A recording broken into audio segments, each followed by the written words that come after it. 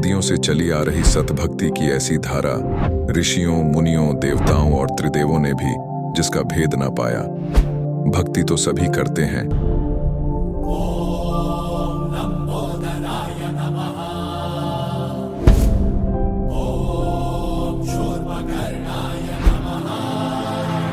और हरदम यह सोच रहती है कि रहने के लिए आलीशान घर हो, घूमने के लिए बड़े बड़े पार्क हो, खाने पीने के लिए स्वादिष्ट भोजन हो, हम कभी बीमार ना हो, कभी दुखी ना हो और कभी भी ना मरे।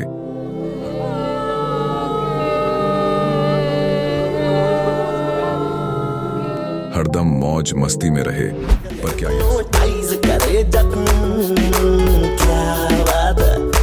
पर क्या यह संभव है? हम सब इतनी भक्ति करते हैं, व्रत करते हैं, श्राद्ध निकालते हैं, कावड़ लेकर आते हैं,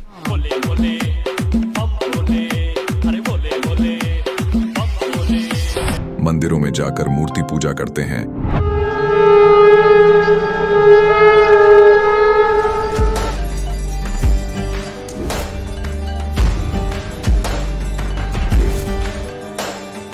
भानुकोटिभास्वरं भवाब्धितारकं परं नीलकण्ठमीप्सितार्थदायकं त्रिलोचनं कालकालमम्बुजाशमक्षशूलमक्षरम्। चर्च में जाकर प्रेयर करते हैं,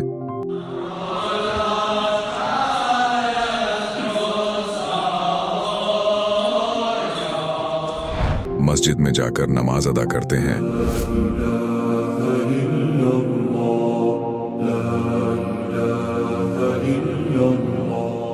अल्लाहु अकबर कबीरा, और गुरुद्वारों में जाकर माथा टेकते हैं,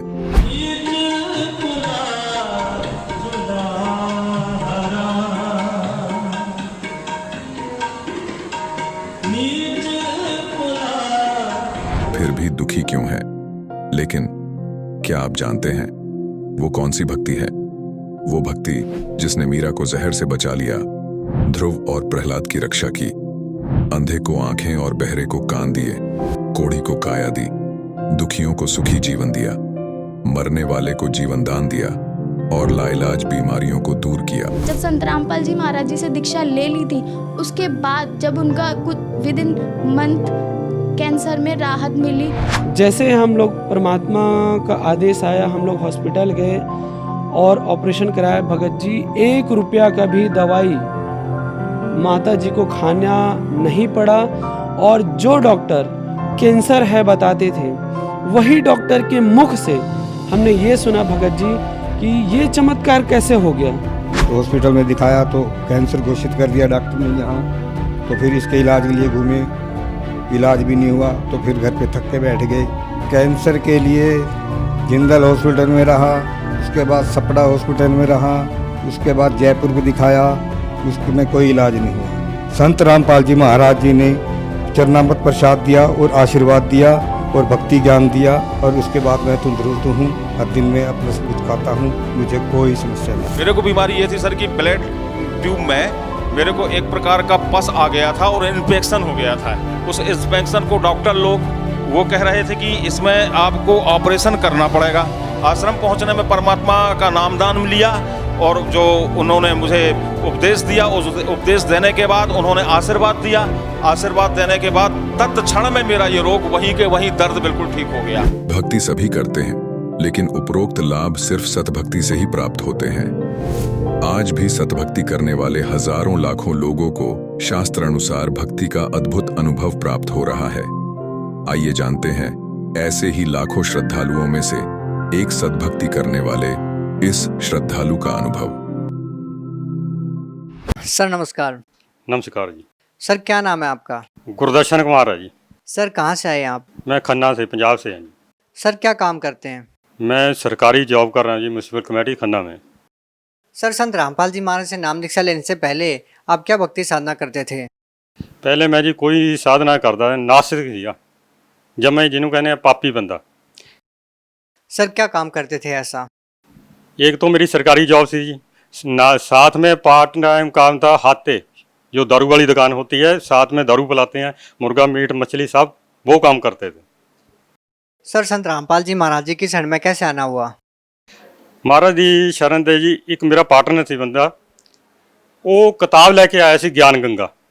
ਉਹ ਜਾਂ ਕਿਤਾਬ पढ़ी, फिर महाराज की शरण च आए।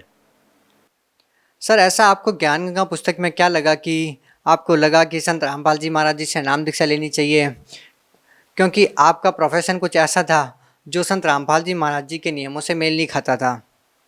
देखो जी, ਗਿਆਨ ਗੰਗਾ ਲਿਆਉਣ ਤੋਂ ਪਹਿਲਾਂ ਇਹ ਤਾਂ ਮੈਂ ਕਹੂੰਗਾ ਪ੍ਰਮਾਤਮਾ ਦੀ ਮਿਹਰ ਹੈ। ਉਹਨਾਂ ਨੇ ਮੈਨੂੰ ਸਾਰੇ ਗ੍ਰੰਥ ਪੜ੍ਹਾਏ, ਰਾਧਾ ਸੌਮੀਆਂ ਦੇ ਪੜ੍ਹਾਏ, ਗੀਤਾ ਜੀ ਪੜ੍ਹਾਏ, ਸਿਧਾਂਤੂ ਜੀ ਮਹਾਰਾਜ, ਆਸਾ ਰਾਮ ਜੀ, ਜਿਹੜੀ ਵੀ ਧਾਰਮਿਕ ਕਿਤਾਬ ਮਿਲਦੀ ਸੀ ਮੈਂ ਪੜ੍ਹ ਲੈਂਦਾ ਸੀ। ਉਹਨਾਂ ਦੇ ਜਾਣ ਤੋਂ ਪਹਿਲਾਂ ਕਦੇ ਨਹੀਂ ਪੜ੍ਹੀ। ਰਾਮਪਾਲ ਜੀ ਮਹਾਰਾਜ ਦੇ ਕਿਰਪਾ ਹੋਣ ਤੋਂ ਪਹਿਲਾਂ ਉਹਨਾਂ ਨੇ ਆਟੋਮੈਟਿਕ ਸਾਰੇ ਗ੍ਰੰਥ ਪੜ੍ਹਾਤੇ। ਉਹ ਪੜ੍ਹੇ, ਉਹਨਾਂ ਗ੍ਰੰਥਾਂ 'ਚ ਜੋ ਗਿਆਨ ਸੀ, ਜੋ ਪ੍ਰਮਾਤਮਾ ਦੀ ਕਿਤਾਬ ਗਿਆਨ ਗੰਗਾ 'ਚ ਗ੍ਰੰਥ, ਉਹ ਜ਼ਮੀਨ ਅਸਮਾਨ ਦਾ ਫਰਕ ਸੀ।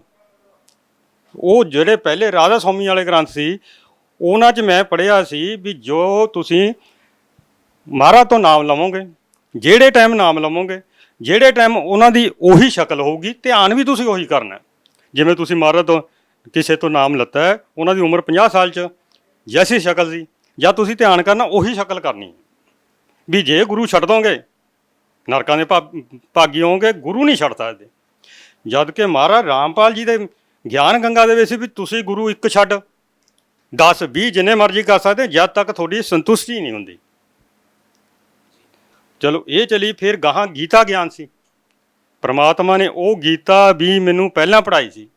ਜਦੋਂ ਮੈਂ ਗੀਤਾ ਦਾ ਅਧਿਆਏ ਖੋਲ੍ਹ ਕੇ ਦੇਖੇ ਇੱਧਰ ਗਿਆਨ ਗੰਗਾ, ਮੈਂ ਕਿਹਾ ਵੀ ਇਹ ਤਾਂ ਬਈ ਬਾਕੀ ਸਹੀ ਹੈ। ਐਂ ਪੜ੍ਹਦੇ ਗੀਤਾ ਪੜ੍ਹੀ ਗਏ, ਗਿਆਨ ਗੰਗਾ ਪੜ੍ਹੀ ਗਏ। ਫਿਰ ਇੱਕ ਸਾਡੇ ਖੰਨੇ ਦੇ ਮੋਹਨ ਲਾਲ ਜੀ ਭਗਤ ਸੀਗੇ, ਉਹਨਾਂ ਕੋਲ ਮੈਂ ਜਾ ਕੇ ਦੂਜੀ ਕਿਤਾਬ ਮੰਗੀ। ਮੈਂ ਕਿਹਾ ਜੀ ਮੈਨੂੰ ਹੋਰ ਕਿਤਾਬ ਦਿਓ। ਉਹ ਕਹਿੰਦੇ ਵੀ ਧਰਤੀ ਪਰ ਅਵਤਾਰ ਹੈ। ਮੈਂ ਉਹ ਵੀ ਪੜ੍ਹਤੀ। ਫਿਰ ਚਲੇ ਗਿਆ, ਮੈਂ ਕਿਹਾ ਜੀ ਹੋਰ ਕਿਤਾਬ ਦਿਓ। ਫਿਰ ਕਹਿੰਦੇ ਗਹਿਰੀ ਨਜ਼ਰ ਗੀਤਾ। ਉਹ 'ਚ ਗੀਤਾ ਜੇ ਪ੍ਰਮਾਤਮਾ ਨੇ ਸਾਰੇ ਸਰਲ ਅਰਥ ਕੀਤੇ ਆ, ਜਿਹੜੀ ਦੂਈ ਗੀਤਾ 'ਚ ਨਹੀਂ ਸਮਝ ਲੱਗਦੇ। ਰਾਮਪਾਲ ਜੀ ਮਹਾਰਾਜ ਉਹਨਾਂ ਨੇ ਸਾਰੇ ਸਰਲ ਅਰਥ ਕੀਤੇ ਆ, ਉਹ ਵੀ ਪੜ੍ਹੀ। ਉਹ ਤੋਂ ਬਾਅਦ ਚਲੋ ਜੀ, ਇੱਕ ਦਿਨ ਮੈਂ ਬੈਠਾ ਆਪਣੀ ਡਿਊਟੀ 'ਤੇ ਕਿਤਾਬ ਪੜ੍ਹ ਰਿਹਾ ਸੀ। ਕਿਤਾਬ ਪੜ੍ਹਿਆ, ਮੇਰੇ ਮਨ 'ਚ ਆਈ ਵੀ ਦੁਨੀਆ 'ਚ ਲੱਖਾਂ ਹੀ ਗੁਰੂ ਹੈ, ਵੀ ਸਾਨੂੰ ਨਹੀਂ ਪਤਾ ਜੀ ਕਿਹੜਾ ਸੱਚਾ। ਜੇ ਤੁਸੀਂ ਸੱਚਿਆਂ ਦਾ ਬੁਲਾ ਲਓ। ਇੰਨੀ ਕਹਿੰਦੀ ਮੈਂ ਘਰੇ ਆਇਆ, ਮੇਰਾ ਛੋਟਾ ਲੜਕਾ ਮਨਦੀਪ ਘਰੇ ਸੀ। ਮੈਂ ਉਹਨੂੰ ਕਿਹਾ ਵੀ ਮਨਦੀਪ ਤੂੰ, ਕਹਿੰਦਾ ਡੈਡੀ ਮੈਨੂੰ 2 ਛੁੱਟੀਆਂ। ਮੈਂ ਕਿਹਾ ਵੀ ਐਂ ਕਰ ਤੂੰ ਸਾਂਭ ਮੈਸਾਂ 2 ਸੀ ਜਦ ਮੇਰੇ ਕੋਲ, ਬਸ ਘਰ ਜੋਗੇ ਦੁੱਧ ਦੀ, ਵੀ ਮੈਂ ਚੱਲਿਆ ਵੀ ਰਾਮਪਾਲ ਮਹਾਰਾਜ ਕੋਲ ਹਸਾਰ ਬਰਵਾਲੇ। ਇਹ ਕਹਿੰਦੇ ਜੀ ਤੁਹਾਨੂੰ ਪਤਾ ਨਹੀਂ ਹੋਣਾ, ਪਹਿਲੀ ਵਾਰੀ ਜਾ ਰਹੇ ਹੋ। ਮੈਂ ਕਿਹਾ ਕੁਛ ਨਹੀਂ, ਜਿਹੜੇ ਬੁਲਾ ਰਹੇ ਆ ਲੈ ਜਾਣਗੇ ਆਪੇ। ਸਤਰੋਗ ਆਸ਼ਰਮ ਪਹੁੰਚੇ, ਆਸ਼ਰਮ ਦੇਖਿਆ, ਉੱਥੇ ਆਇਆ ਸ਼ਾਂਤੀ, ਕੋਈ ਕਿਸੇ ਦਾ ਲੈਣਾ ਦੇਣਾ ਨਹੀਂ। ਸਤ ਸਾਹਿਬ ਕਰਕੇ ਬੁਲਾਉਂਦੇ ਆ। ਉਦੋਂ ਮੈਂ ਸਤਸੰਗ ਸੁਣਿਆ, ਰਾਤ ਵਾਲੀ ਗੱਡੀ ਵਾਪਸ ਆ ਗਿਆ। ਚਲੋ ਵਾਪਸ ਆਏ, ਇੱਧਰ ਮੋਹਨ ਲਾਲ ਜੀ ਮੈਨੂੰ ਪੁੱਛਦੇ ਵੀ ਤੈਨੇ ਜਾਣਾ? ਮੈਂ ਕਿਹਾ ਜੀ ਮੈਂ ਤਾਂ ਜਾਇਆ ਆ। ਕਹਿੰਦੇ ਨਹੀਂ ਝੂਠ ਬੋਲਦਾ। ਮੈਂ ਫਿਰ ਉੱਥੇ ਬਰਵਾਲੇ ਜਿਹੜੇ ਸਤਸੰਗ ਘਰ ਦਾ ਨਕਸ਼ਾ ਸੀ ਸਾਰਾ ਦੱਸਿਆ। ਮੈਂ ਕਿਹਾ ਜੀ ਐਂ ਗੇਟ ਹੈ। ਉਹ ਕਹਿੰਦੇ ਬਾਕੀ ਜਾਇਆ, ਨਾਮ ਲਿਆ? ਮੈਂ ਕਿਹਾ ਨਾਮ ਨਹੀਂ ਲਿਆਇਆ, ਮੈਂ ਨਾਮ ਹਲੇ ਨਹੀਂ, ਨਾਮ ਬਾਅਦ 'ਚ ਲਾਊਂਗਾ। ਚਲੋ ਐਂ ਥੋੜ੍ਹੇ ਦਿਨ ਨਿਕਲੇ। ਥੋੜ੍ਹੇ ਦਿਨ ਨਿਕਲਣ ਤੋਂ ਬਾਅਦ ਉਹ ਕਹਿੰਦੇ ਵੀ ਆਪਾਂ ਫਲਾਣੀ 'ਤੇ 2/11 ਨੂੰ ਨਾਮ ਲੈਣ ਜਾਣਾ। ਮੈਂ ਕਿਹਾ ਭਗਤ ਜੀ ਠੀਕ ਹੈ ਚੱਲਾਂਗੇ।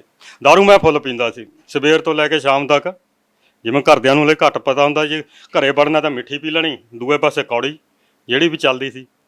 ਚਲੋ ਜੀ ਦਾਰੂ ਪੀਂਦੇ ਰਹੇ।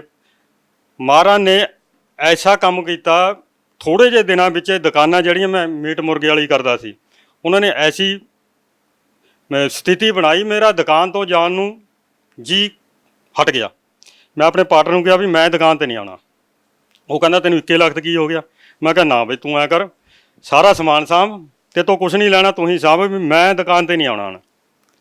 ਚਲੋ ਮੈਂ ਦੁਕਾਨ 'ਤੇ ਹਫ਼ਤੇ 'ਚ ਇੱਕ ਅੱਧੀ ਵਾਰ ਚਲੇ ਜਾਣਾ, ਦਾਰੂ ਦੂਰੂ ਪੀ ਲੈਣੀ। ਦਾਰੂ ਰੋਜ਼ ਪੀਂਦੇ ਸੀ, ਉਹ ਮੇਰੇ ਲਈ ਲਿਆਉਂਦਾ ਹੁੰਦਾ ਸ਼ਾਮ ਨੂੰ ਦਾਰੂ ਪੀਣੀ। ਚਲੋ ਜੀ ਜਿੱਦਣ 2/11 ਦਾ 1/11 ਦੀ ਰਾਤ ਸੀ, ਉਦਣ ਅਸੀਂ ਰਾਤ ਨੂੰ 11 ਸਾਢੇ 11 ਵਜੇ ਦਾਰੂ ਪੀਤੀ ਫੁੱਲ।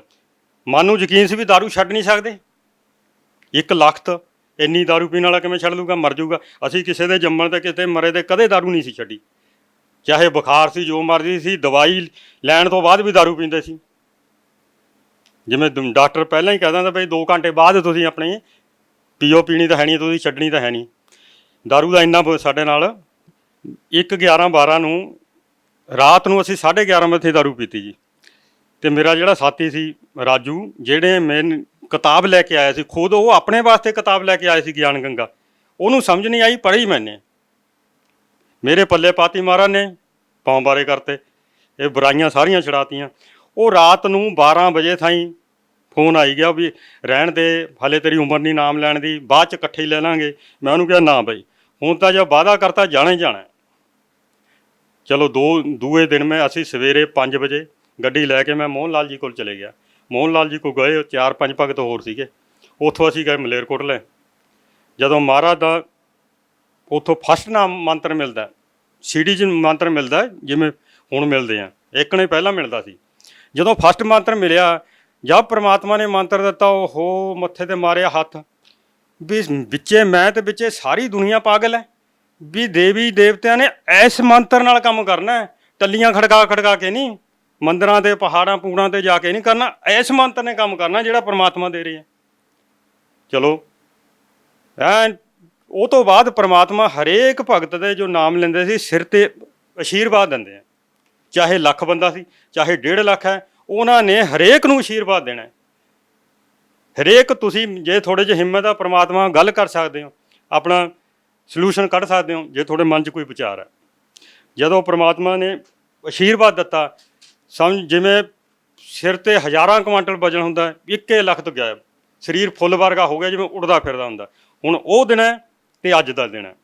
ਉਹ ਦੇਖੋ ਕਿ ਕਿੰਨੀਆਂ ਬੁਰਾਈਆਂ ਕਰਦੇ ਹੁੰਦੇ, दारू पीते, मुर्गे कटते, हथ नाले तोड़ देंगे सी गर्दन। सर, संत रामपाल जी महाराज से नाम दीक्षा लेने के लिए आप गए, आपका प्रोफेशन भी कुछ इस तरह का था कि आप मुर्गे काटते थे, बकरे काटते थे, शराब पीते थे, बहुत सारे व्यसन जो आप करते थे वो संत रामपाल जी महाराज जी के नियमों से विपरीत हैं। उसके बावजूद आपने संत रामपाल जी महाराज से नाम दीक्षा ली। क्या संत रामपाल जी महाराज जी से नाम दीक्षा लेने के बाद आपने वो सभी बुराइयां छोड़ दी जो संत रामपाल जी महाराज जी के नियमों के विरुद्ध थी? जिस दिन नाम लिया जी भगत जी, जिस दिन नाम परमात्मा ने दिता है, उसे दिन ऐटोमैटिक ਉਹਨਾਂ ਦੀ ਪਾਵਰ ਨਾਲ ਸਾਰੀਆਂ ਬੁਰਾਈਆਂ ਛੁੱਟ ਗਈਆਂ, ਟੋਟਲੀ ਜਿੰਨੀਆਂ ਬੁਰਾਈਆਂ ਸੀ, ਮੀਟ, ਤੰਬਾਕੂ, ਸ਼ਰਾਬ, ਬੀੜੀ, ਸਿਗਰਟ ਜੋ ਪੀਂਦੇ ਸੀ, ਸਾਰੀ 1 ਲੱਖ ਤੋਂ ਬੰਦ। ਉਹ ਦਿਨ ਹੈ ਤੇ ਅੱਜ ਦਾ ਦਿਨ ਹੈ। ਅਸੀਂ दारू ਵਾਲੇ ਨੂੰ ਵੀ ਅੰਦਰ ਨਹੀਂ ਵੜਨ ਦਿੰਦੇ। ਹੁਣ ਦੇਖੋ ਮੇਰੇ ਸਹੁਰੇ ਪੀਂਦੇ ਐਨ ਫੁੱਲ, ਜਿੱਦਣ ਦਾ ਨਾਮ ਲੱਤਾ ਹੈ ਉੱਥੇ ਜਾਣ ਨੂੰ ਵੀ ਜੀ ਨਹੀਂ ਕਰਦਾ। सर, संत रामपाल जी महाराज जी से नाम दीक्षा लेने के बाद आपको और क्या लाभ मिले? ਇੱਕ ਮੇਰਾ ਕੇਸ ਲੱਗਿਆ ਸੀ ਜੀ ਮਹਿਕਮੇ 'ਚ, ਜਿਹੜੇ ਬਾਕੀ ਆਪਰੇਟਰ ਸੀ ਉਹਨਾਂ ਨੇ ਟੈਕਨੀਕਲ ਗ੍ਰੇਡ ਕਰਤਾ ਸੀ, ਉਹਨਾਂ ਕੋਲ ਇਲੈਕਟ੍ਰੀਸ਼ੀਅਨ ਦੀ ITI ਸੀ, ਮੇਰੇ ਕੋਲ ਫਿਟਰ ਦੀ। ਉਹਨਾਂ ਨੇ ਆਪਣਾ ਕੇਸ ਲਾਤਾ, ਮੈਨੂੰ ਕਹਿੰਦੇ ਵੀ ਤੇਰਾ ਕੇਸ ਬਾਅਦ 'ਚ ਲਾਵਾਂਗੇ, ਵੀ ਇਲੈਕਟ੍ਰੀਸ਼ੀਅਨ ਦਾ ਟੈਕਨੀਕਲ ਗ੍ਰੇਡ ਲੱਗੂਗਾ। ਚਲੋ ਉਹਨਾਂ ਦਾ ਗ੍ਰੇਡ ਲੱਗ ਗਿਆ, ਮੈਂ ਕਿਹਾ ਕੋਈ ਨਹੀਂ, ਹੌਲੀ ਹੌਲੀ ਲਾ ਲਾਂਗੇ। ਮੈਨੂੰ ਕੋਈ ਚਿੱਤ ਚੇਤੇ ਨਹੀਂ ਸੀ ਵੀ ਕੇਸ ਲਾਉਣਾ ਜਾਂ ਕਦ ਮਿਲੂਗਾ। ਜੇ ਕੇਸ ਵੀ ਲਾਉਂਦੇ ਤਾਂ ਲੱਖ ਰੁਪਈਆ ਲੱਗਿਆ ਜਾਂਦਾ ਮੇਰਾ ਇਕੱਲੇ ਦਾ, ਕਿਉਂਕਿ ਮੈਂ ਇਕੱਲਾ ਸੀਗਾ। ਜਿਸ ਦਿਨ ਨਾਮ ਲੱਤਾ, ਹੁਣ ਤੁਸੀਂ ਮੰਨਣਾ ਨਹੀਂ, ਜਿਸ ਦਿਨ ਨਾਮ ਲੱਤਾ, ਇੱਕ ਹੋਰ, ਜਿਸ ਦਿਨ ਮੈਂ ਬਰਵਾਲੇ ਜਾਣ ਤੋਂ ਪਹਿਲਾਂ ਮੋਹਨ ਲਾਲ ਜੀ ਦੀ ਦੁਕਾਨ ਦੇ ਬਾਹਰ ਖੜਾ ਸੀ, ਉਸੇ ਟਾਈਮ ਇੱਕ ਮੇਰੇ ਦੋਸਤ ਦਾ ਫੋਨ ਆਇਆ, ਕਹਿੰਦਾ ਗੁਰਦਰਸ਼ਨ, ਜਿਹੜਾ ਤੇਰਾ ਕੰਮ ਰੁਕਿਆ ਹੋਇਆ ਸੀ ਵੀ ਉਹ ਕੰਮ ਤੇਰਾ ਸਿਰੇ ਚੜ੍ਹ ਜਾਣਾ। ਮੈਂ ਕਿਹਾ ਵੀ ਕੀ ਹੋ ਗਿਆ? ਕਹਿੰਦਾ ਗੌਰਮੈਂਟ ਨੇ ਹੀ ਰੂਲ ਕਰਤਾ ਵੀ ਜਿਹਨੇ ITI ਕੀਤੀ ਆ ਉਹਨੂੰ ਟੈਕਨੀਕਲ ਗ੍ਰੇਡ ਮਿਲੂਗਾ, ਵੀ ਤੈਨੂੰ ਕੇਸ ਕਰਨ ਦੀ ਲੋੜ ਨਹੀਂ। ਮੈਂ ਕਿਹਾ ਜੀ ਇਹ ਤਾਂ ਨਾਮ ਹਲੇ ਨਾਮ ਨਹੀਂ ਲੱਤਾ, ਪਹਿਲਾਂ ਹੀ ਇਹ ਬੈਨੀਫਿਟ ਮਿਲ ਗਿਆ, ਅੱਗੇ ਖਬਰ ਨਹੀਂ ਕੀ ਮਿਲੂਗਾ। ਜਦੋਂ ਨਾਮ ਲੈ ਕੇ ਆਇਆ, ਦੂਏ ਦਿਨ ਫੋਨ ਆ ਗਿਆ ਦਫ਼ਤਰ 'ਚੋਂ, ਕਹਿੰਦੇ ਵੀ ਤੈਨੂੰ ਟੈਕਨੀਕਲ ਗ੍ਰੇਡ ਲੱਗ ਗਿਆ, ਵੀ ਤੇਰੀ ਤਨਖਾਹ 'ਚ 7,500 ਰੁਪਏ ਦਾ ਮੁਨਾਫਾ ਹੋ ਗਿਆ। ਉਹ ਮਹੀਨੇ ਮੈਨੂੰ 7,500 ਤਨਖਾਹ ਵੱਧ ਕੇ ਮਿਲੀ। ਜਦ ਕਿ ਦੇਖੋ ਮੀਟ ਕੱਟਦੇ, ਦਾਰੂਆਂ ਪੀਂਦੇ, ਝੂਠ ਬੋਲਦੇ, ਲੋਕਾਂ ਤੋਂ 2-2 3-3 ਵਾਰੀ ਪੈਸੇ ਲੈ ਲੈਂਦੇ, ਪੈਸੇ ਕੱਢ ਵੀ ਲੈਂਦੇ ਸੀ ਸ਼ਰਾਬੀਆਂ ਦੇ। ਜਾਂ ਸ਼ਰਾਬੀ ਹੋਇਆ, ਇਹੋ ਜਿਹੇ ਪਾਪੀ ਸੀ ਅਸੀਂ। परमात्मा ने कैसा चमत्कार किया, इन्हू चमत्कार नहीं कहोगे तो होर की है। सर, उसके बाद आपने क्या काम किया? सर, पहले आप शराब पीते थे, आपकी मीट की शॉप थी, उसके बाद आप क्या काम करने लगे? सर, साइड बिजनेस आपने छोड़ दिया या फिर कुछ और काम करने लगे? साइड काम किया है, परमात्मा ने दारू का काम छड़ा के दूध का काम चालू करा दिया। फिर मुझको मैनू मैसा रखा दिया, मैसा काम, दूध का काम। मैं दारू का छड़ के मैं दूध का काम करने लग गया। हुण कोई भी मैस लैनी है, कोई भी बेचनी है, परमात्मा दे जिथे जोत लाने दरबार को दंडवत प्रणाम करके मन च धरते हैं, वो मिनटा सकेंडा खबर नहीं किधरों गा के भेज देंगे हैं। ਜਦ ਲਿਆਉਣੀ ਹੈ ਜਦ ਆਪਣੇ ਆਪ ਮਿਲ ਜਾਂਦੀ ਹੈ। और क्या लाभ मिले संत रामपाल जी महाराज जी से नाम लेके? ਇੱਕ ਤੋਂ ਜੀ ਸਭ ਤੋਂ ਬੜਾ ਲਾਭ ਇਹ ਮਿਲਾ, ਅਧਿਆਤਮ ਮਾਰਗ ਮਿਲ ਗਿਆ। ਇੱਕ ਦੇਖੋ ਤੁਹਾਨੂੰ ਤਨਖਾਹ ਦਾ ਦੱਸਿਆ, ਜਿੰਨੇ ਉਧਰ ਠੱਗੀ ਠੋਰੀ ਮਾਰ ਕੇ ਕਮਾਉਂਦੇ ਸੀ ਉਹ ਇੱਕ ਦਿਨ 'ਚ ਵਧਾਤੇ। ਇੱਕ ਮੇਰੇ ਭਗਤਮਤੀ ਨੂੰ ਕੈਂਸਰ ਦੱਸਿਆ ਜੀ ਡਾਕਟਰਾਂ ਨੇ, ਉਹ ਰਿਪੋਰਟ ਵੀ ਦਿਖਾਈ ਹੈ। ਉਹ ਦੇਖੋ ਪੂਰੀ ਦਵਾਈ ਵੀ ਨਹੀਂ ਖਾਧੀ। ਉਹਨੂੰ ਮੈਂ ਕਿਹਾ ਵੀ ਆਪਣਾ ਪ੍ਰਮਾਤਮਾ 'ਤੇ ਵਿਸ਼ਵਾਸ ਰੱਖ, ਵੀ ਜਾ ਰਿਪੋਰਟ ਕਰਾ ਕੇ ਦੇਖ ਲੈ। ਜਦੋਂ ਰਿਪੋਰਟ ਕਰਾਈ ਉਹਦਾ ਕੈਂਸਰ ਨਿੱਲ ਸੀ। ਹੁਣ ਦੇਖੋ ਕੌਣ ਕਰ ਸਕਦਾ? ਪ੍ਰਮਾਤਮਾ ਹੀ ਕਰ ਸਕਦਾ। ਇੱਕ ਮੇਰਾ ਬੜਾ ਲੜਕਾ ਹੈ, ਉਹ ਆਰਮੀ 'ਚ ਸਿਲੈਕਟ ਹੋ ਗਿਆ ਪਰਮਾਤਮਾ ਦੀ ਕਿਰਪਾ ਨਾਲ। ਕੋਈ ਕਿਤੇ ਅਸੀਂ ਗਏ ਨਹੀਂ, ਕੋਈ ਪੈਸਾ ਨਹੀਂ ਲੱਤਾ ਨਹੀਂ, ਫ੍ਰੀ ਦੇ ਵਿੱਚ ਪਰਮਾਤਮਾ ਨੇ ਕੰਮ ਕੀਤਾ।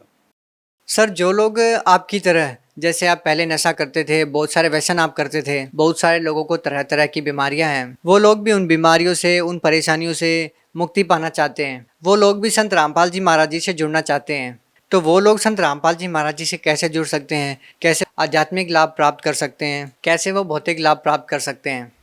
ਇੱਕ ਗਿਆਨ ਗੰਗਾ ਪੁਸਤਕ ਆਉਂਦੀ ਹੈ, ਜੇ ਮਿਲਦੀ ਹੈ ਤੁਹਾਨੂੰ ਮਿਲਦੀ ਹੈ, ਉਹ ਜ਼ਰੂਰ ਪੜੋ। ਟੀਵੀ 'ਤੇ ਉਹਦੇ ਹੇਠਾਂ ਪੱਟੀ ਆਉਂਦੀ ਹੈ, ਉਹਦੇ ਸਾਰਾ ਕੁਝ ਲਿਖਿਆ, ਟੈਲੀਫੋਨ ਲਿਖੇ ਹੋਏ, ਜਿੱਥੇ ਮਰਜ਼ੀ ਹੈ ਤੁਹਾਨੂੰ ਕਿਤਾਬ ਮਿਲੂਗੀ। ਉਹ ਕਿਸੇ ਵੀ ਹਾਲਤ ਵਿੱਚ, ਮਨ ਬਹੁਤ ਬੇਈਮਾਨ ਹੈ, ਮਨ ਕਾਲ ਹੈ। ਹੁਣ ਪਤਾ ਲੱਗਿਆ ਵੀ ਮਨ ਕਾਲ ਹੈ। ਪਰਮਾਤਮਾ ਦੇ ਕੋਲ ਜਾਣ ਤੋਂ ਬਾਅਦ ਪਤਾ ਲੱਗਿਆ ਵੀ ਮਨ ਕਾਲ ਹੈ।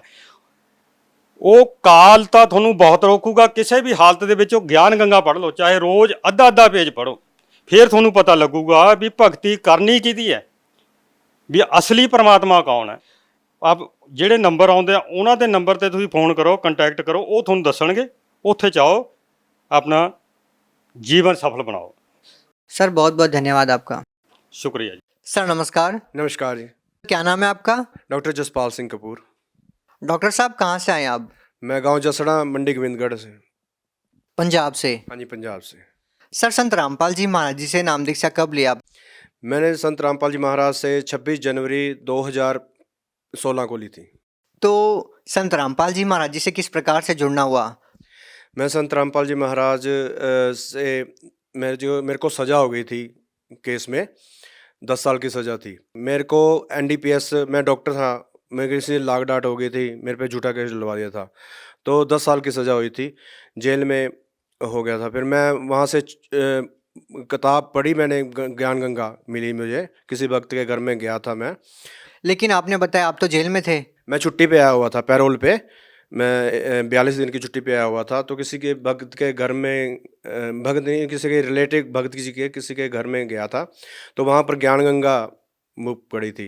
तो मैंने उठा के देखा उसको, मैं 2 पढ़ने पड़े। मैं गुरुजी उनसे कहा, उनको भक्तों को कहा, मैंने क्या मैं ये बुक पढ़ सकता हूँ, ये बाबा जी कौन है? तो उन्होंने बताया कि ये हमारे मौसी जी के हैं। उनके डॉक्टर ने जवाब दे दिया बीमार बहुत थे, तो ये ठीक हुए हैं। फिर मेरे मन में इच्छा, और मैं कहा इनकी फिर पढ़नी चाहिए, ये कौन से हैं। तो फिर मैं वो बुक अपने साथ ले गया, घर पे रखी रही।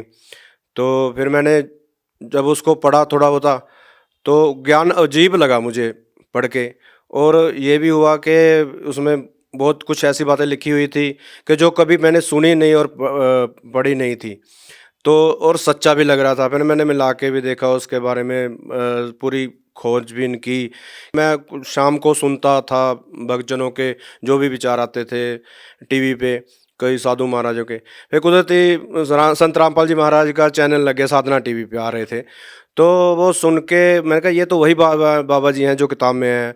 तो मेरे अंदर जो क्वेश्चन थे, जो मतलब कि सारी इच्छाएं थी कि मैंने परमात्मा के बारे में जो हल नहीं हो रहा था कि गुरु नानक देव जी गुरु कौन है, कुछ ये भी बातें, और वो सारी क्वेश्चन मन में हल कर दिए। दिल में एक मतलब ठंडक सी जैसे पड़ गई हो, बहुत ही यानी मन को संतुष्टि हुई कि यही सच्चा ज्ञान है। जो साधु संत हैं ये जो बताते हैं परमात्मा के बारे में, और अपना अज्ञान घोल रखा है उन्होंने कि परमात्मा को एक तरफ तो निराकार बताते हैं, फिर सचखंड और सतलोक की बातें भी करते हैं। संत रामपाल जी बताते हैं कि जैसे सूरज का प्रकाश आ रहा है, अगर हम सूरज को निराकार कहें तो ये कैसे हो सकता है, भी सूरज है नहीं और उसका प्रकाश आ रहा है। ऐसे ही परमात्मा अगर सचखंड है तो वहाँ पर कोई तो रहता है, वहाँ पर कोई परमात्मा है, और वो कण कण में व्यापक है।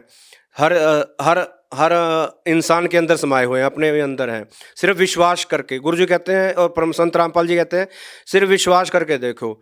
मैं तो हर एक में समाया हुआ हूँ। तो इसी के मतलब कि मैंने जब वो पढ़ा, मेरे ज्ञान मतलब हृदय में समाने लगा परमात्मा का, तो मैं उनसे मतलब कि फिर मैंने छुट्टी चला गया अंदर। फिर मेरे को ये नहीं पता था कि मैं कहाँ से नामदान कैसे लूँ। सर आप पहले क्या भक्ति साधना करते थे? मैंने अमृत पान किया हुआ था पहले 8-9 साल, बहुत मतलब कि कठिन साधनाएं भी की। मतलब कि 12-12 बजे 1-1 बजे तक सतनाम वाहिगुरु का सिमरन भी करता था। और जो भी जैसे कोई बता देता था कि परमात्मा के दर्शन ऐसे किए जाते हैं, हठ योग करना है ना, सुबह उठ के 12-1 बजे तक बैठे रहना, 2-2 ढाई 3-3 घंटे मंत्र जाप करने, इससे तुम्हें गुरु नानक देव जी के दर्शन होंगे, ऐसे फल प्राप्त होगा, हैं ये करने से ये होगा। बस जैसे जैसे लोग बता देते थे, कोई साधु संत बता देते थे, वैसे वैसे हम साधना करने लग जाते थे। हमें कुछ भी 1% भी लाभ नहीं हुआ। ये इसके चलते मेरे 10 साल तक एक टांग में जख्म हो गया था, और वो 10 साल तक मैं डॉक्टरों क्या, कोई बाबा नहीं छोड़ा, हर एक जगह भटका, कोई आराम नहीं हुआ मुझे। सर आपने बताया कि आप पेशे से एक डॉक्टर हैं और आप अपनी शारीरिक बीमारी तो दूर कर सकते थे, लेकिन आपने बताया कि आप जेल में थे और आपको एक पुस्तक मिली जब आप छुट्टी पे आए हुए थे, तो कहीं ना कहीं उस बुक को पढ़ करके आपको उम्मीद की किरण जगी और आपको लगा कि आपको कुछ राहत मिल सकती है। तो किस प्रकार की आप राहत चाहते थे, किस प्रकार की उमंग आपके मन में जगी? क्या पुस्तक को पढ़ करके आप सोच रहे थे उस टाइम पे? मैंने पुस्तक अपना संत रामपाल जी के जो विचार थे, मुझे वो इतने अच्छे लगे कि मतलब एक तो जैसे वो बताते हैं समाज सुधार का, जैसे उन्होंने दहेज प्रथा के बारे में, और नशा, मैं नशा भी बहुत करने लग गया था। दारू शराब इतनी पी जाता था कि बहुत ज़्यादा, और नशे और भी कई नशे करने लग गया था। तो जो ये संत रामपाल जी का सबसे पहले यही है कि नशा छुड़वाने का।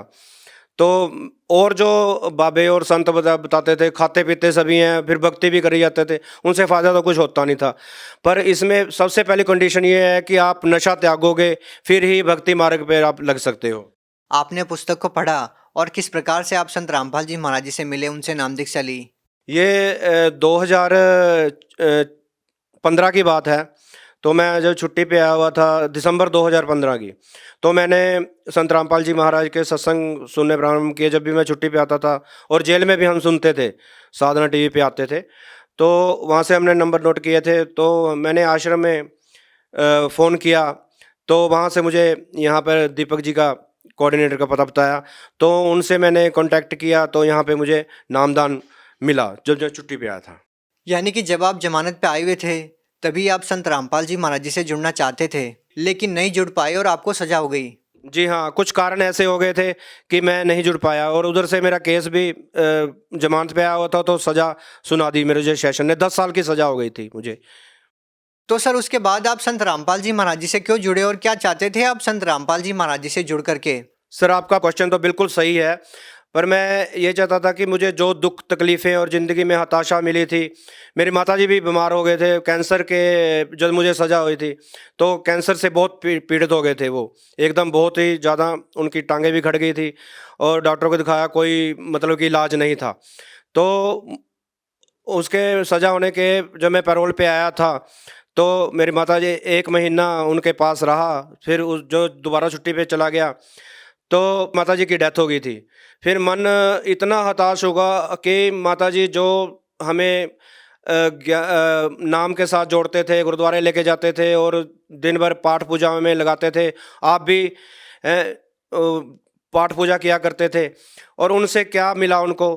कुछ नहीं, सिर्फ कैंसर से इतनी बुरी तरह तड़प तड़प के मौत हुई उनकी, कि मन में यही हुआ कि अगर दुख को काट नहीं सकते, कोई है जो इस संसारिक इस हम दुखों से निजात दिला सकता है।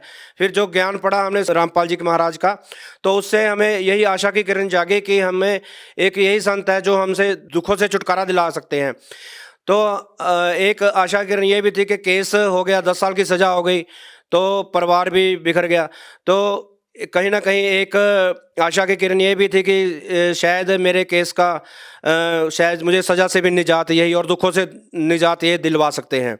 सर मेरी बात जो आपको हास्यास्पद लग रही थी, दरअसल आप अभी हैरान रह जाएंगे जो मैं आपको बताऊंगा कि किस तरह मेरे को आपके ऊपर हंसी आएगी कि मैं आपके सामने जो ज्ञान गंगा मैंने बुक पढ़ी और संत रामपाल जी महाराज का ज्ञान मैंने स्वीकार किया, उसके साथ जुड़ा, उससे क्या लाभ हुआ मुझे। उससे मैं आपके सामने एक पैरोल पे आया हुआ या दोषी मुजरिम नहीं हूँ। मैं एक आम भारत का एक आम नागरिक और बाइज्जत बरी हुआ हाई कोर्ट से, जिसके प्रमाण भी मेरे पास हैं। तो मैं एक बाइज्जत बरी हुआ, मुझे उस संत रामपाल जी महाराज की दया से बाइज्जत बरी, जिससे मुझे उनसे उम्मीद थी, वो उम्मीद मेरी पूरी हो गई और मुझे आज बाइज्जत बरी मैं आपके सामने और संसार के सामने खड़ा हूँ। कितने साल की सज़ा आपको हुई? मुझे 10 साल की सज़ा हुई थी और मैं संत रामपाल जी महाराज से 2016 में ज्ञान लिया था और 2018 में मुझे बाइज्जत बरी कर दिया गया, जिसका ये प्रमाण भी मेरे पास है। हमने गुरुजी से अरदास लगवाई थी और गुरुजी ने कहा था कबीर पेशवा दया करेंगे, और जो आज लोग मानने को तैयार नहीं है कि एक कोई 10 साल का कैदी बंदा बाइज्जत बरी भी हो सकता है। सर और क्या कहना चाहेंगे, संत रामपाल जी महाराज जी से नाम दीक्षा लेने के बाद और क्या लाभ मिले आपको? और लाभ ये मेरे जो मेरे को परमात्मा की खोज थी और जिसकी कठिन साधनाएं करते थे, मंदिर में भी जाते थे, हनुमान चालीसा पढ़ते थे और बहुत सी ऐसी जो भी बता देते थे वैसी भक्ति करने लग जाते थे। मतलब तड़प थी एक अंदर के और परमात्मा के बारे में पता चला, और जिस दिन नामदान लिया उस दिन हृदय में ठंडक बढ़ गई और इतने मतलब के लाभ हुए। सबसे बड़ा लाभ तो यही है कि मेरे को जो 10 साल की सज़ा हुई थी उससे बाइज्जत बरी हो गया। और दूसरा मेरी धर्मपत्नी जो थी, उनको यानी पित्ते का ऑपरेशन करवाया था, उन्हें कुछ भी हजम नहीं होता था, बहुत ज़्यादा दर्द होने लग जाता था, बहुत इलाज करवाए लेकिन उनसे आराम नहीं हुआ। नामदान लेने के बाद ही जब ही तुरंत गुरुजी की कृपा से, संत रामपाल जी महाराज की कृपा से वो तकलीफ सदा के लिए ख़त्म हो गई। सर इस साइंस के ज़माने में, आधुनिकता के इस दौर में लोग जब बीमार होते हैं तो डॉक्टरों के पास जाते हैं। आप खुद एक डॉक्टर हैं और आप कह रहे हैं कि आप संत की शरण में जाते हैं जब किसी प्रकार की शारीरिक प्रॉब्लम होती है। ये भी अपने आप में एक हैरान करने वाली बात है। क्या कहना चाहेंगे? जी, ये कोई हमको कोई दवाई नहीं देते संत जी, सिर्फ जो उनका नामदान हम लेते हैं, जो नाम जपते हैं, मंत्र जपते हैं, उनसे ही एक ऐसी पावर आ जाती है, पॉजिटिव पावर आ जाती है, जिससे बीमारी अपने आप ही दूर हो जाती है। एक ऐसी शक्ति आ जाती है इंसान में, और जो कि नेगेटिविटी जो है, बीमारियां हैं, ये अपने आप ही दूर हो जाती हैं। सर लोगों की कैंसर जैसी भयानक बीमारियां ठीक हो रही है, आप एक डॉक्टर हैं, आप ये अच्छे से समझते हैं, कैसे बगैर किसी इलाज के एक कैंसर जैसी बीमारी ठीक हो सकती है? जी हाँ, ये आपको एक हास्यास्पद बात लगेगी कि कैंसर जैसी बीमारियां एक नाम लेने के वजह से ठीक हो जाती है। ये बिल्कुल सत्य है कि कैंसर क्या, परमात्मा कहते हैं संत रामपाल जी महाराज कि कैंसर का बाप भी आ जाए वो भी ठीक होके जाएगा। सिर्फ मर्यादा में रहते हुए आप भक्ति कीजिए। आप भक्ति करेंगे और थोड़ा टाइम देंगे, फिर देखिए आपको क्या लाभ, एक बीमारी ही नहीं, आपका सभी दुख दूर होंगे और संसारिक लाभ भी मिलेंगे। सर कहीं आप संत रामपाल जी महाराज से इसलिए तो प्रभावित नहीं है कि आप जेल से छूट गए हैं या आपकी बीमारी ठीक हो गई है? सर अगर हम सॉलिड चीज़ की बात करें कि वास्तव में ही लोग इस बात पे विश्वास करें, क्योंकि लोग तो ये भी सोच सकते हैं ना कि आपके वकील ने अच्छी पैरवी की हो, या हो सकता है कि बीमारी ज़्यादा बड़ी ना हो इसलिए आपको आराम मिल गया हो, इसलिए आपको राहत मिल गई हो जेल से। एक वाजिब चीज़ क्या है जिससे लोग वास्तव में ही समझे कि जो संत रामपाल जी महाराज हैं वो वास्तव में ही पूर्ण संत है? जैसे कि आपने कहा ये सॉलिड चीज़ क्या है, ये सॉलिड चीज़ तो परमात्मा का ज्ञान है, और उससे पता लगता है कि आपको क्या लाभ हो गए और क्या ज्ञान है, जिससे सच और झूठ का, जैसे आप सच्चाई का इसलिए ऐसे पता लगता है, जैसे 500 का नोट सरकार बताती है कि एक 500 के नोट में क्या अंतर है, असली कौन है नकली कौन है। इसी तरह संत रामपाल जी महाराज ने सभी वेद शास्त्र खोल के बता दिए। सर संत रामपाल जी महाराज ने मेरे को जब बरी कराया तो मैं उनको केवल एक महान संत ही जान पाया था, और जब मैंने बाहर आके मैंने और उनके बारे में जाना और ज्ञान ग्रहण किया तो मुझे वो एक महान संत ही नहीं बल्कि भगवान नजर आए। जो कुछ भी कर सकते हैं, कोई भी बीमारी और कुछ भी केस तो क्या, वो कुछ भी कर सकते हैं संसार में। ये बस मैं ये बता नहीं सकता। तो सर आप भगत समाज को क्या संदेश देना चाहेंगे? जी, मैं भगत समाज से संदेश तो नहीं, मैं हाथ जोड़ के प्रार्थना करना चाहूँगा भगत समाज से कि जो भी मेरे बहन भाई जो भी इधर बाबाओं से जो जुड़े हुए हैं, जो भी भक्ति शास्त्र के विरुद्ध भक्ति कर रहे हैं, जो मनमाना आचरण कर रहे हैं, कृपया करके उनको संत रामपाल जी महाराज का ज्ञान एक बार पढ़िए तो सही, और उनको विचार करके देखिए वो कह क्या रहे हैं और वो क्या कहना चाह रहे हैं। हम उनको सिर्फ मीडिया का ये बातें जानकर और सुनकर उनको एक आम पर्सन और ये क्या है ये जान लेते हैं। प्लीज़ हम उनका जब ज्ञान पढ़ेंगे और जैसे मैंने पढ़ा और कहते हैं और उस पर विश्वास करेंगे तो विश्वास तो अपने आप ही हो जाएगा। जब ज्ञान सच्चा ज्ञान है, सच्चे ज्ञान पे तो विश्वास होना ही है।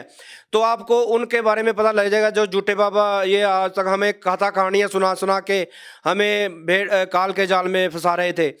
तो उनसे हमें उससे निकलने का रास्ता पता लगेगा और सच्ची भक्ति और सच्चे प्रमाण हमको मिलेंगे तो हमारे दुखों से भी हमें निजात मिलेगी और बहुत अनेकों फायदे होंगे जो भक्ति करने से ही पता लग सकते हैं। सर आप नशे के संबंधित केस में ही जेल में गए और ये भी कहा जाता है कि पंजाब में नशा भारी मात्रा में प्रयोग किया जाता है। तो सर हम आपसे ये भी जानना चाहेंगे कि जैसे कि आपने बताया कि आप जेल में बहुत ज़्यादा नशा करने लग गए थे, तो इस बारे में आप क्या कहना चाहेंगे? क्या अभी भी आप नशा करते हैं? जी नहीं, अब संत रामपाल जी महाराज का ज्ञान पढ़ने के बाद तो मैं तो क्या कोई भी इंसान उस नशे को हाथ तक नहीं लगाएगा। तो ये ज्ञान ही ऐसा है कि अपने दिल ही नहीं करता कि नशा करने को, और कोई बातें भी करता है या कोई बीड़ी सिगरेट भी पीता है सामने कोई शराब तो उल्टी वोमिटिंग जैसा होने लग जाता है। मतलब कि इतनी नफरत हो जाती है नशे से कि मैं जब जेल में था तो नशे जेल में ही जाके लगते हैं। सरकार हमारी नशा छुड़ाओ कहती है जबकि जेलों में ही आम नशा बिक रहा है और ये वहीं से स्टार्ट होता है। जो बाहर नहीं नशा मिलता वो जेलों से ही मिलता है।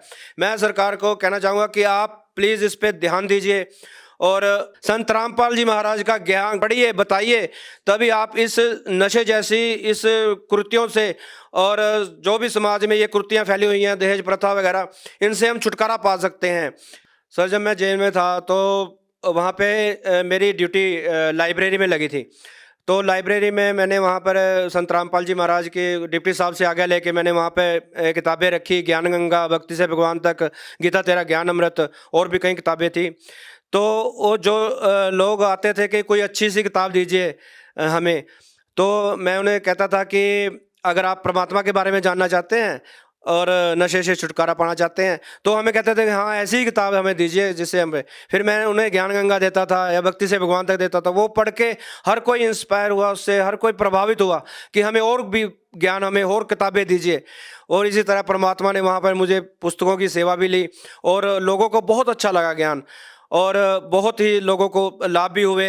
कोई किताब लेके जाता था, वो कहता था कि मुझे किताब रखने से ही मात्र मुझे लाभ हुए हैं, मेरे केस का हल हो गया जो मुझे आशा नज़र नहीं आती थी।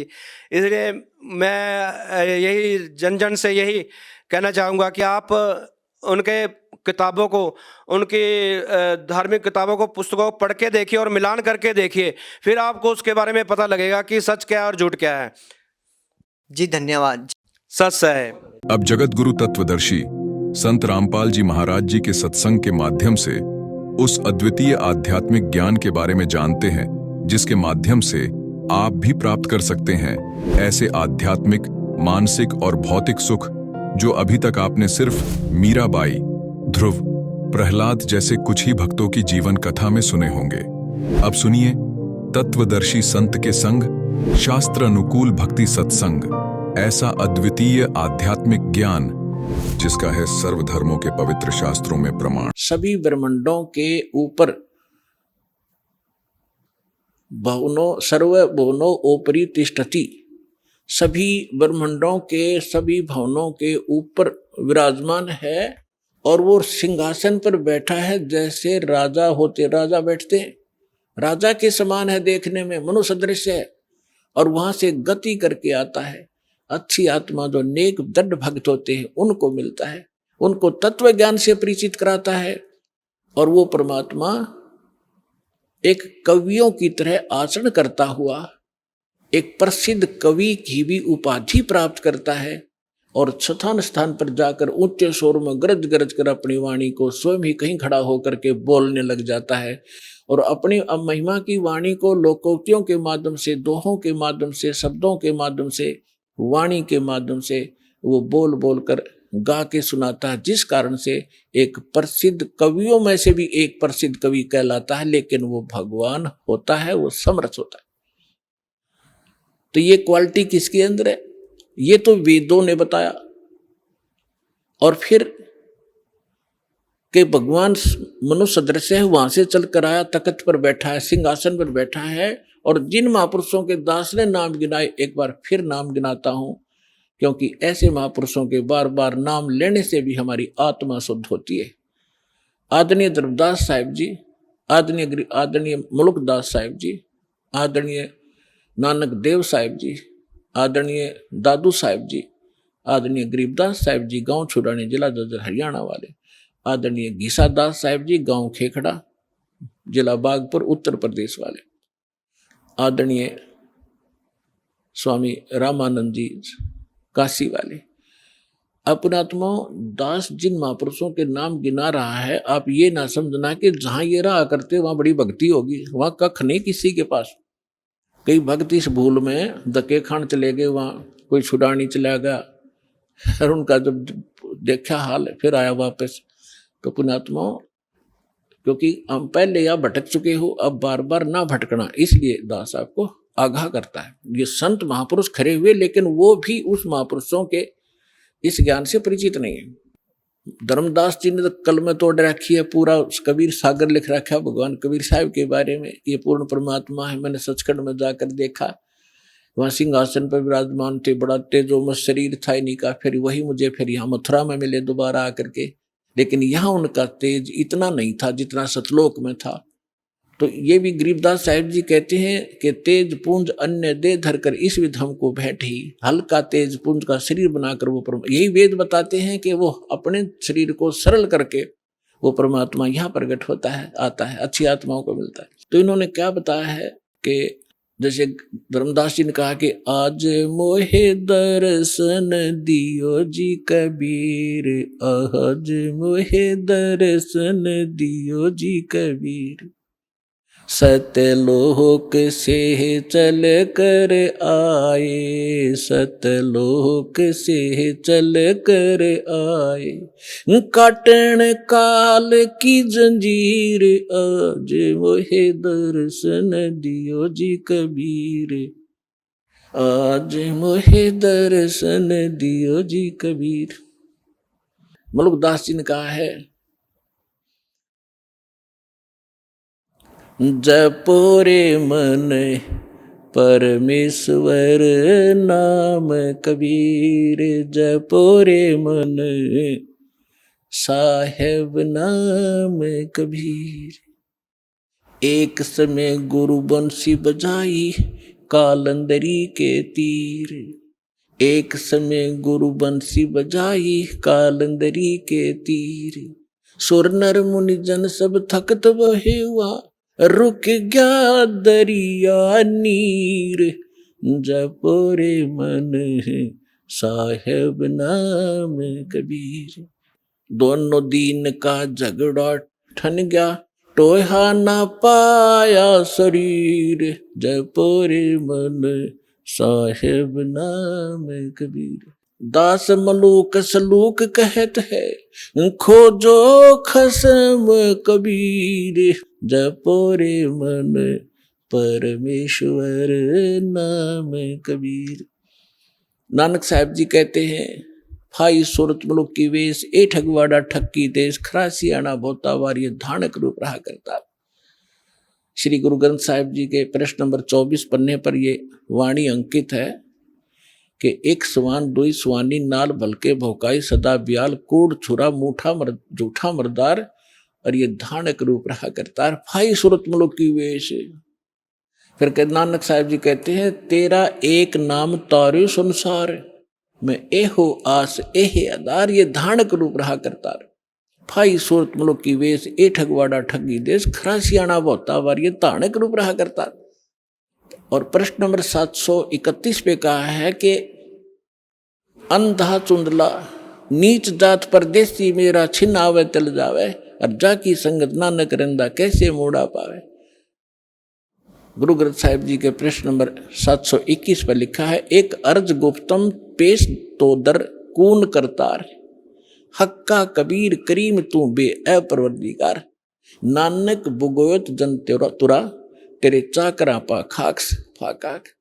तो फिर आदरणीय दादू साहिब जी ने कहा है, जिन मुझको निज नाम दिया, सोए सतगुरु हमारे, दादू दूसरा कोई नहीं, ये कबीर सिरजनहारे।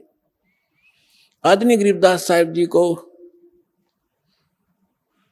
परमात्मा मिले जब वो 10 वर्ष की आयु के थे।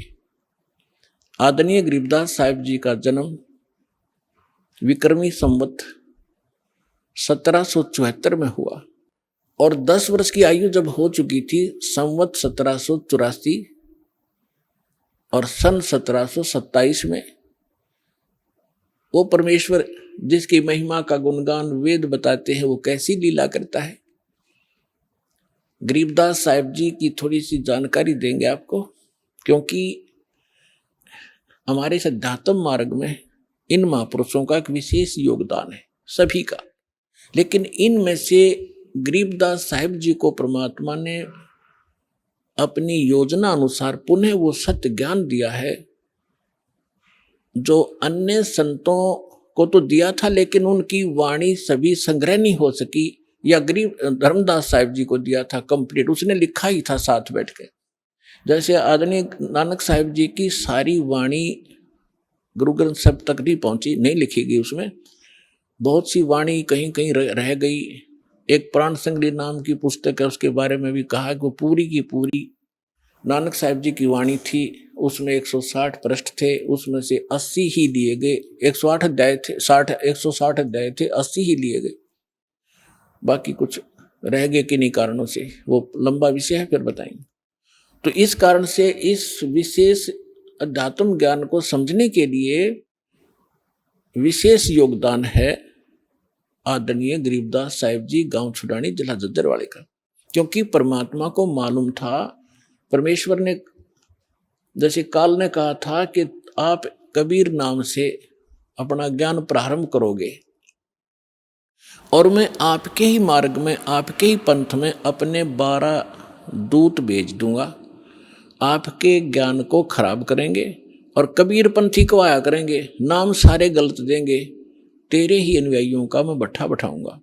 तब परमात्मा ने कहा था ठीक है, तो अपना काम करिए, मैं अपना करूंगा। फिर परमात्मा ने कबीर सागर के अंदर कबीर बानी एक चैप्टर है, उसके प्रश्न नंबर 134, 35, 36 और 37 पे यह स्पष्ट किया है कि गरीबदास जी का 12वां पंथ होगा।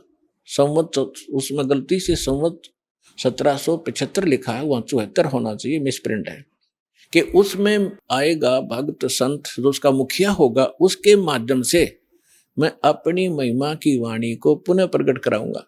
लेकिन उस गरीबदास पंथ वाले भी उससे परिचित नहीं होंगे, असंग जन्म तक वो मेरे इस ज्ञान को समझ नहीं सकेंगे।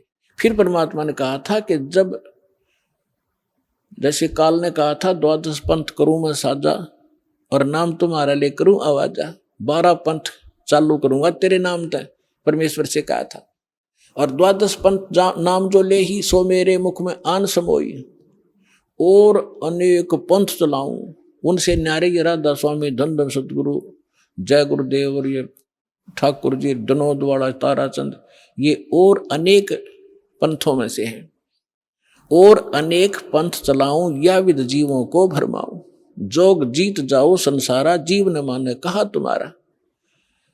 तो इसलिए परमेश्वर ने कहा था कि चौथा युग जब कलयुग आई तब हम अपना अंश पठाई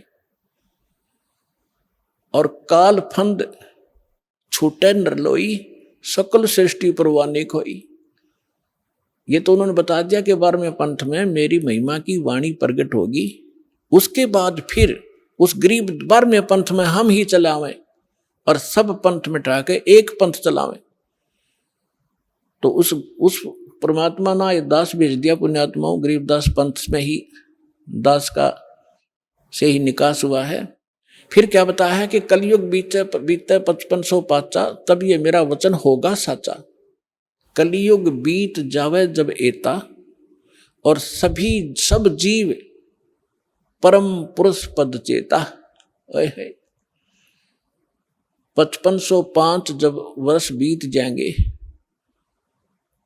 उस समय ये मेरी बात सत्य होगी कि मैं 12वें पंथ में स्वयं आऊंगा, सब पंथों को मिटाकर एक पंथ चलाऊंगा। अपने आत्मा थोड़े से दिन की बात है, बुद्धिमान समाज है, अभी तक उनके पास ये ज्ञान पहुंचा नहीं है, और पहुंचने लग रहा है। परमात्मा तो दयालु है, घर घर टीवी लगा दिए, मोबाइल बना दिए, इनमें चिप डलवा लो, सीडी बैठ कर देख लो, पुस्तक पढ़ लो, टीवी देख, कहीं ना कहीं कोई ना कोई तो मार्ग से अपने बच्चों तक ये पहुंचा कर छोड़ेंगे। और जब उनको ये समझ में आएंगे, हाय ऐसे आएंगे दौड़कर, और सब एक हो जाएंगे, सबका मोक्ष होगा, सब यहाँ भी सुखी होंगे और सतलोक जाएंगे। जहाज भर भर कर भगवान आपको सतलोक छोड़ का होगा।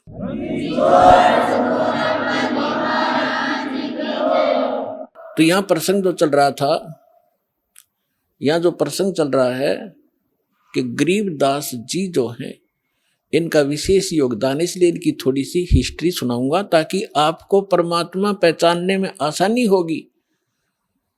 सभी वेद बतावें और सभी परमात्मा प्राप्त संत गुण गावें, तो फिर भगवान के पहचानने में आपको धोखा नहीं होगा, देर नहीं लगेगी और दृढ़ हो जाओगे। फिर चाहे कोई ब्रह्मा विष्णु महेश आकर भी आपको भ्रमित करने की चेष्टा करेगा, आप उनकी बात को मान नहीं सकते। दास आपको इतना दृढ़ करना चाहता है। अब जो प्रसंग चल रहा है कि गरीबदास जी जब 10 वर्ष के हुए, गरीबदास जी की थोड़ी हिस्ट्री सुनाऊंगा, यहाँ उनकी जीवन लीला थोड़ी सी सुनाऊंगा, वह पर्याप्त होगी आपके लिए। गरीबदास जी गांव करौथा, जहां अपना आश्रम है, सबसे पहले हमने 1999 में वहीं से स्टार्ट किया था। 2006 में करौथा कांड इन दुष्ट लोगों ने कर दिया था, वो उधर कोई बात नहीं, हम परमात्मा ने हमारा यहाँ सफलता कर दी। हमें तो अपना प्रचार करना है, चाहे कहीं जंगल में बैठ कर गुणगावा भगवान के, बच्चों तक ज्ञान पहुंच जाना चाहिए।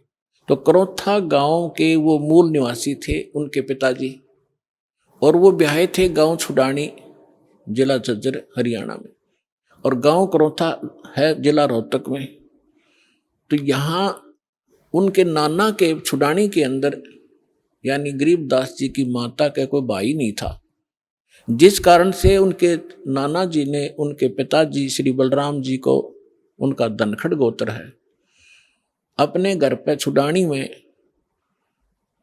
घर जमाई बोलते हैं कि अपने जमाई को वहां रख लेना, उसको घर जमाई कहते हैं। तो सारी संपत्ति उनको दे दी, अपनी बेटी को यानी उसके दामाद को। उनके लगभग 2500 बीघा, जैसे राजस्थान में बीघा होता है, तो 2500 बीघा, पहले बीघा ही था यहाँ पर भी, ये बाद में ये बनी है यहाँ पर एकड़। तो 2500 बीघा जमीन था, इतना बड़ा किसान थे। आज के 1400 के करीब, पौने 1400 के करीब एकड़ जमीन बनती है उन 2500 बीघा की। तो सारी संपत्ति के वारिस फिर गरीबदास जी ही थे। 10 वर्ष के बालक थे, उनके पिताजी यानी नाना जी तभी तक वहाँ साथी थे। तो उनके वहाँ लगभग 150 गौवें थी, चरागाह, क्योंकि अपने खेत बहुत बड़े थे, गौवें रखते थे। गरीबदास जी उन गौवों के पाली जाया करते थे चराने के लिए जंगल में। उनके साथ में अन्य गांवों के कुछ उनके किसान के यहाँ जो किराए पर पाली होते थे, और कुछ अन्य गांव वाले भी अपनी गौवों को उनके खेतों में चराने के लिए साथ चले जाते थे। संवत 1784 यानी सन 1727 और फागुन उतरते की द्वादशी यानी फागुन सुदी द्वादशी को दिन के लगभग 10 बजे सभी गौवें चल रही थी, कोई बैठी हुई थी वृक्षों के नीचे। जांडी उस साइड में जैसे राजस्थान के अंदर जांड होते हैं ना, जांडियां, ऐसा ही स्थिति थी उस क्षेत्र की उस समय, जो आज बहुत से क्षेत्र में राजस्थान के अंदर। तो वहाँ जांडी ज्यादा होती थी, उन जांडियों के पास बैठी थी। और एक रास्ता है, गांव कबलाना है, छुड़ानी की सीमा से सटा हुआ। गांव कबलाना से गांव छुड़ानी में कच्चा रास्ता आता था। उस कच्चे रास्ते के ऊपर एक बड़ा पेड़ था जांडी का, उसके नीचे सभी पाली बैठे हुए थे, इंक्लूडिंग गरीबदास जी, और वो भोजन खा रहे थे अपना 10 बजे से भोजन खा रहे थे। उसी समय परमात्मा सतलोक से आए कबीर देव, एक जिंदा महात्मा का वेशभूषा बना के। कलयुग के अंदर वो जिनको मिले हैं जिंदा, जैसे जिंदा महात्मा कैसा होता है, मुसलमानों के अंदर विशेषकर इस वेशभूषा के फकीर पाए जाते हैं। सिर पर काला टोप होता है, ऊंचे से चुंडे का नू ऐसे खड़ा सा, और एक ही ओवरकोट होता है काले कपड़ों का, काले कलर का ओवरकोट टाइप एक वस्त्र पहनते हैं, और एक अंडरवियर कच्छा घुटनों तक का। ऐसी वेशभूषा वाले को जिद्दा महात्मा कहते हैं। दाढ़ी केस बड़े हुए होते हैं उसके। इस वेशभूषा में परमात्मा थोड़ी सी दूर पर सतलोक से आकर उतरे, और उस रास्ते, कच्चे रास्ते जा रहे थे, साथ में पाली बैठे थे, गरीबदास जी भी बैठे थे। उन पालियों में बड़े भी थे, कोई 40 वर्ष का, कोई 30 वर्ष का, कोई 10-15 वर्ष का, कोई 50 वर्ष के वृद्ध भी थे, प्रौढ़ भी थे। तो उस समय एक विशेषता थी, रास्ते चलते थे, साधु संत का तो आदर था ही था, आम व्यक्ति को भी विशेष रिगार्ड दिया करते थे और प्रार्थना करते थे, आओ जी भोजन पालो, दूर से चलकर आए हो, पैदल चल रहे, आओ महाराज बैठो भोजन पाओ। खड़ा हो गया एक आध भक्त और हाथ जोड़ दिए। परमात्मा तो आए उसी लिए थे, बैठ गए उनके पास। तब कहा जी भोजन पाओ। परमात्मा ने कहा, कबीर परमेश्वर ने, उस परम अक्षर ब्रह्म ने, कि भाई भोजन मैं खा के आया हूं अपने गांव से। पालियों ने पूछा आपका गांव कहाँ है महाराज, आपका डेरा कहाँ है? कि मेरा डेरा सतलोक के अंदर है, सतलोक नाम है मेरे डेरे का। अब उनने सोचा भी होगा कोई गांव सतलोक नाम होगा उसका। तो महाराज जी भोजन खाओ। परमात्मा बोले भोजन नहीं खाऊं, मैं छका हुआ भी खा के आया। तो दूध तो पीना ही पड़ेगा अपने, हमारे पास ऐसी गव्वे हैं, अभी 5 मिनट में दूध निकाल देंगे, ऐसी शरीफ गायें भी हैं। तो परमात्मा बोले भाई अगर दूध पिलाते हो तो कंवारी गाय का दूध पिया करूं मैं। तो सभी कहने लगे बाबा जी तेरा दूध पीने की नीत नहीं है, आप तो मजाक करते हो, उपहास कर रहे हो हमारा, आप दूध पीना ही नहीं चाहते हो। परमात्मा कहते पीना चाहता हूं, निकालो, कंवारी गाय का दूध पीता हूं भाई मैं। तब गरीबदास जी खड़े हुए, उनकी एक प्रिय बछिया थी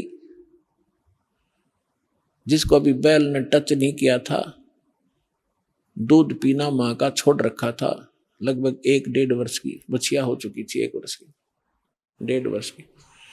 उसकी गले के रस्सी बांध रखी थी, उसको ला पकड़ के। अभी आपने सुने जगत गुरु तत्वदर्शी संत रामपाल जी महाराज के मंगलमय सत्संग प्रवचन। आइए अब सुनते हैं उन भक्तों के अनुभव जिन्होंने संत रामपाल जी महाराज के प्रमाणित ज्ञान से प्रभावित होकर नाम दीक्षा लेकर अनेकों लाभ प्राप्त किए। नमस्कार सर। नमस्कार सर। सर क्या नाम है आपका? मेरा नाम छन्नू दास मानिकपुरी। छन्नू दास जी आप कहाँ से हैं? ग्राम सिंगारपुर, पोस्ट ठाकुरटोला और थाना गंडई, तहसील सुईदान, जिला राजनांदगांव, छत्तीसगढ़ से। सर संत रामपाल जी महाराज से नाम दीक्षा आपने कब ली? मैं 2013 से लिया हूँ सर। संत रामपाल जी महाराज से नाम दीक्षा लेने से पहले आप क्या भक्ति साधनाएं करते थे? मैं दामाखेड़ा पंथ से जुड़ा था सर, दामाखेड़ा से जुड़े के बाद बांधोगढ़ जाना, कुदुरमाल जाना, महंतों देवानों के चौका करवाना, ये सब प्रक्रिया चलाता था सर। सर आपने बताया कि आप दामाखेड़ा पंथ से जुड़े हुए थे, तो फिर संत रामपाल जी महाराज की शरण में क्यों आए आप? कि वहाँ पे दामाखेड़ा पंथ से कोई लाभ नहीं मिलता था सर।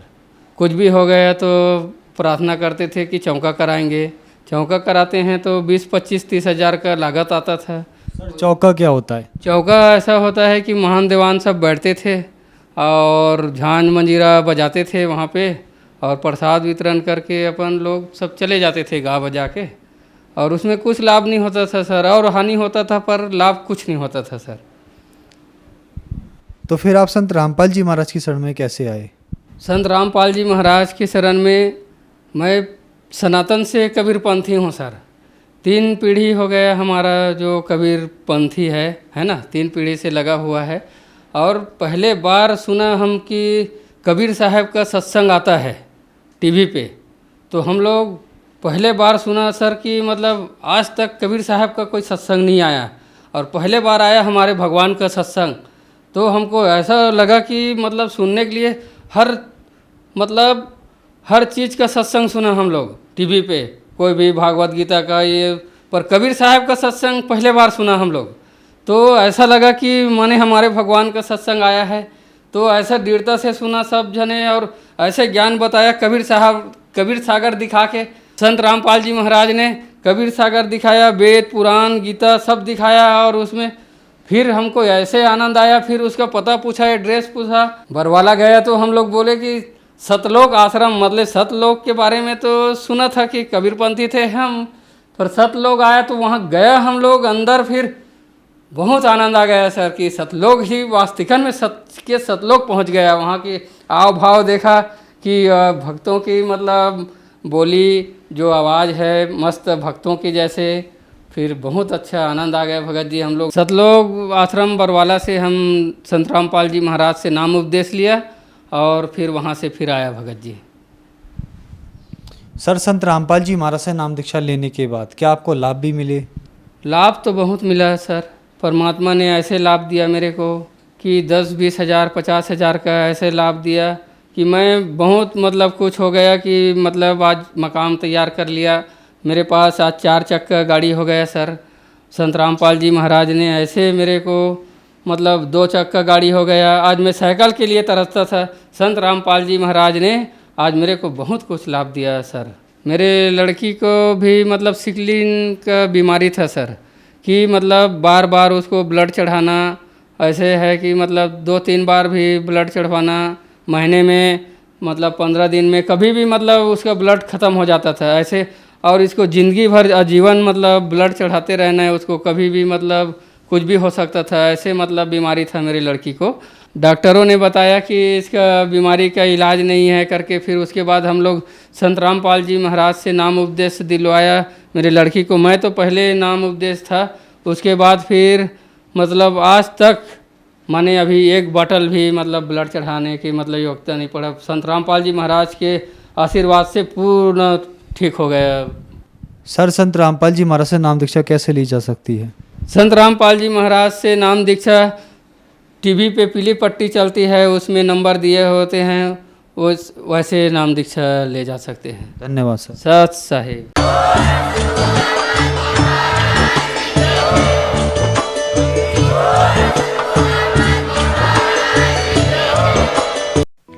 आप सुन रहे थे जगत गुरु तत्वदर्शी संत रामपाल जी महाराज के मंगल प्रवचन।